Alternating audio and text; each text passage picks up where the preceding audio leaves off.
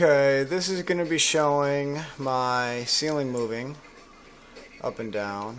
That is close to 4 feet right there, just less than 4 feet. Okay, now if we zoom in, you will see my projector can move front and back and left and right,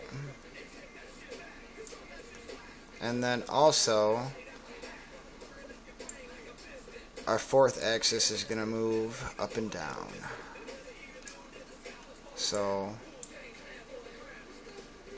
wrap around.